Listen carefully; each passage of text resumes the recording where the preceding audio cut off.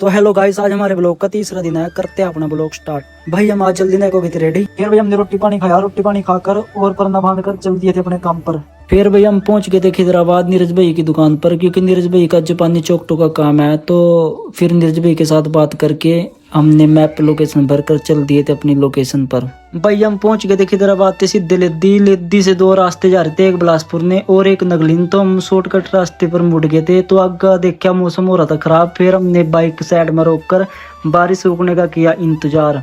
तो भाई हमारे साथ वो बड़ी कहावत बन गई थी कि भोलेनाथ की माया, कहीं धूप और कहीं छाया। तो हम नगली पहुंच चुके थे मैप की मदद से।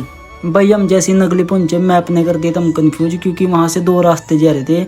एक रास्ता दिखा रहा था 10 किलोमीटर दूर और एक रास्ता दिखा रहा था 4 किलोमीटर दूर। तो जाना था पहाड़ों के बीच में, नहीं कच्चा रास्ता था, पानी पानी भर रहा था रास्ते में। तो बड़ी मुश्किल से हम उस रास्ते पर गए और डर भी लग रहा था, क्योंकि पुनामा के जंगलों जैसी स्थिति बन चुकी थी वहां पर। भाई मैंने पुनामा के जंगलों को कर दिया था क्रॉस, क्योंकि मैं पुनामा के जंगल ही बोलूंगा, क्योंकि पुनामा के जंगलों जैसा ही डर था वहां पर।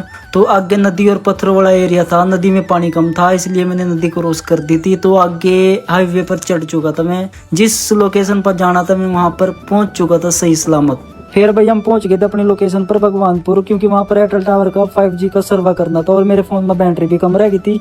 भाई फिर जैसे ही हमारा काम होया कंप्लीट, फिर हम आ गए थे रंजीत पर। फिर रंजीत पर हम चले गए थे गोपाल मोचन। फिर गोपाल मोचन से हम चले गए थे सुबह के घर। फिर हमने वहां पर रोटी पानी खाया। रोटी पानी खाया का फिर हमने रोटी पानी खाया का फोन लगाया चार्जिंग, थोड़ी देर कर का आराम। फिर हम सुबह के घर तय गए थे भाई बिलासपुर। भाई बिलासपुर से हम सीधे गए थे खिदराबाद। खिदराबाद से गए थे हम अपने घर। फिर हमने चाय बनवाई, चाय पी का आज का ब्लॉग करते हैं खत्म। मिलते हैं कल।